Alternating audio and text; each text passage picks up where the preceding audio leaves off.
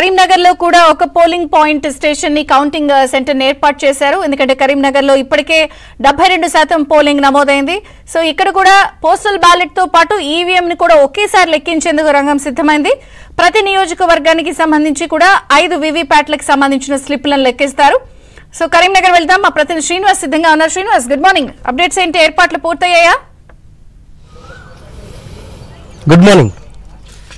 So మొత్తంగా ఇంకో కొద్ది క్షణాల్లోనే కరీంనగర్ ఫలితం ఎన్నికలకు సంబంధించిన కౌంటింగ్ ప్రారంభం కాబోతోంది. పోస్టల్ బ్యాలెట్స్, ఈవీఎంలు రెండింటిని కూడా ఒకేసారి కౌంటింగ్ చేసేందుకు అధికారులు ఇప్పటికే ఏర్పాట్లు పూర్తి చేశారు. మొత్తం అంటే 7 నియోజకవర్గాలను కలిపి 116 టేబుళ్లు 153 రౌండ్లుగా విభజించి ఆ ఓట్ల లెక్కింపు చేయబోతున్నారు. పోస్టల్ బ్యాలెట్కి సంబంధించి మరో 14 టేబుల్ ఏర్పాటు చేశారు. ప్రస్తుతం మనం కరీంనగర్ అంటే రాష్ట్ర వ్యాప్తంగా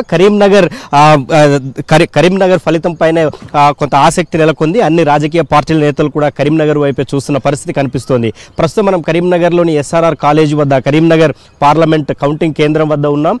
ప్రస్తుతం కరీంనగర్ టు అంటే వరంగల్ టు నిజామాబాద్ జాతీయ రహదారికి ఆనుకొని ఉన్న ఎస్ఆర్ఆర్ కాలేజీ దగ్గర పోలీసులు భారీ బందోబస్తు ఏర్పాటు చేశారు. మొత్తం వాహనాలన్నింటినీ కూడా దారి మళ్లించారు. ఉదయం 6 గంటల నుంచి సాయంత్రం 6 గంటల వరకు కూడా ఒక్క వాహనాన్ని కూడా అనుమతించడం లేదు. మరోవైపు మీడియాకు సంబంధించిన అలాగే పోలింగ్ సిబ్బంది, ఏజెంట్లకు సంబంధించిన వాహనాలన్నింటినీ కూడా ఈసారి గత అసెంబ్లీ పరిణామాలను దృష్టిలో ఉంచుకొని ఈసారి ముందుగానే దాదాపు 500 మీటర్ల దూరంలో ఈ వాహనాలన్నింటినీ కూడా పార్క్ చేసి ఉంచిన పరిస్థితి అయితే మనకు కనిపిస్తోంది. సో మొత్తంగా కరీంనగర్లోని ఎస్ఆర్ఆర్ కాలేజీ వద్ద ఉన్న దృశ్యాలను మనం చూస్తున్నాం. పోలీసులు 3 అంచెల భద్రత ఏర్పాట్లు చేశారు. ఇప్పటికే ఏజెంట్లు, సిబ్బంది అంతా కూడా కౌంటింగ్ హాల్ లోపలికి వెళ్ళిపోయారు.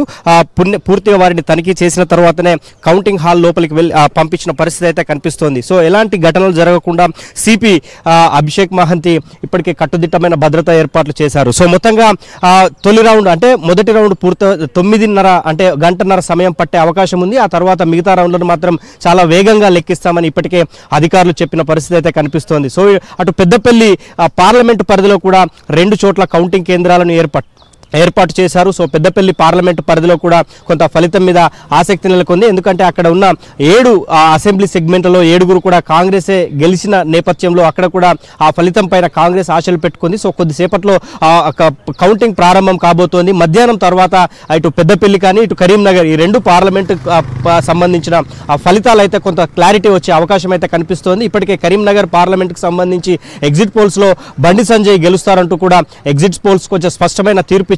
సో మొత్తంగా కౌంటింగ్ పైన కొంత కౌంటింగ్ అయితే కాసేపట్లో ప్రారంభం కాబోతోంది. ఫలితం పైన అయితే ఉత్కంఠ నెలకొంది. Vijaya Chandrika. Right, thank you Srinivas. ఇది కరీంనగర్ అప్డేట్స్. కాసేపట్లో